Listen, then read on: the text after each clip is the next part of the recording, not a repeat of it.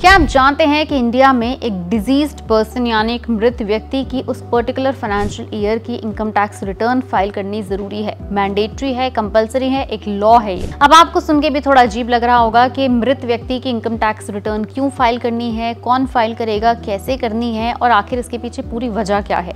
ये सारी जानकारी आपको मिलेगी इस पर्टिकुलर वीडियो में। इस इंडिया के अंदर रूल है कि एक मृत व्यक्ति की इनकम टैक्स रिटर्न फाइल करनी ज़रूरी है। क्यों?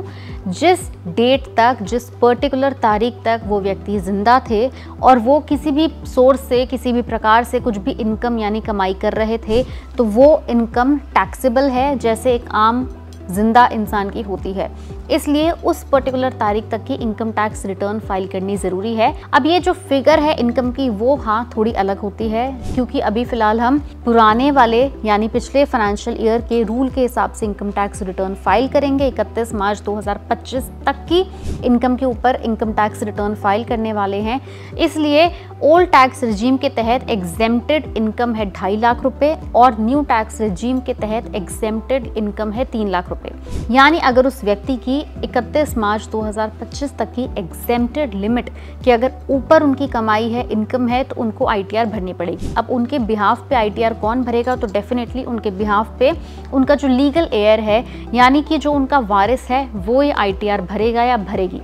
अब जान लीजिए कि इनकम कहाँ से आ सकती है। अब चाहे ये इनकम उनकी सैलरी का हिस्सा हो या ये इनकम इनके बिजनेस से आने वाली कमाई हो, उनकी कोई प्रॉपर्टी हो जिससे किराया आता हो, कैपिटल गेन आता हो, स्टॉक मार्केट की इन्वेस्टमेंट्स हो जिसके ऊपर कैपिटल गेन आता हो, या फिर उनकी अगर किसी भी प्रकार की एफडी या कोई इन्वेस्टमेंट स्कीम्स हैं जिसके ऊपर ब्याज आता हो। बेसिकली किसी भी सोर्स से आई हुई कमाई अगर इस एग्जेम्प्टेड लिमिट से ऊपर है तो इनकम टैक्स रिटर्न आपको भरनी ही पड़ेगी। अब सवाल ये भी उठता है कि अगर उनके पास कोई डिक्लेयर्ड लीगल एयर नहीं है, तो यानी कि अगर कोई डिक्लेयर्ड वारिस नहीं है, तो सबसे पहले उनके बच्चों को या फिर उनकी धर्मपत्नी को या फिर उनके पति को एक लीगल एयर अपने आप को घोषित करना पड़ेगा। उसका प्रोसेस भी बहुत आसान है। जिनका भी नाम उनकी विल में लिखा हुआ है या कोर्ट अपॉइंटेड लीगल रिप्रेजेंटेटिव हैं, वो ये काम कर सकते हैं। लीगल एयर को सबसे पहले income tax e filing portal पर जाना है, अपना रजिस्ट्रेशन उन्हें करना होगा। इस प्रोसेस के लिए कुछ डॉक्यूमेंट्स लगेंगे, जैसे डिजीज्ड यानी मृत व्यक्ति का पैन कार्ड, लीगल एयर यानी वारिस का पैन कार्ड, डेथ सर्टिफिकेट और लीगल एयर होने का प्रूफ यानी उनके वारिस होने का प्रूफ। अगर डिजीज्ड के और भी इनकम सोर्सेज थे जैसे कि फिक्स्ड डिपॉजिट, प्रॉपर्टी से आने वाला रेंट एक्सेट्रा, जो उनकी डेथ के बाद भी इनकम जनरेट करते हो, तो वो मृत व्यक्ति की आईटीआर में नहीं, उनके लीगल एयर यानी वारिस के आईटीआर में दिखाया जाएगा।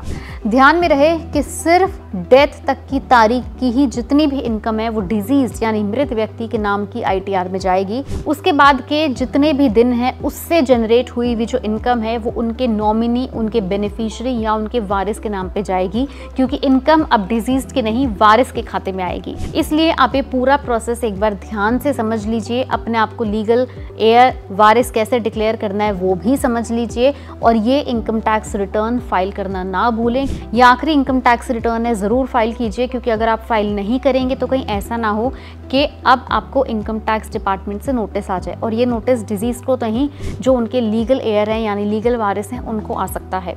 इसलिए ये इन्फॉर्मेशन ज़्यादा से ज़्यादा लोगों के साथ शेयर करिए। बहुत लोगों को इसकी जानकारी नहीं है और इस वजह से बहुत लॉन्ग रन में जाकर उनके पैन कार्ड के ऊपर क्वेरी आ जाती है या फिर इस प्रकार की कोई भी कंप्लेंट बाद में आपको किसी भी प्रकार का लोन लेने में भी दिक्कत ला सकती है।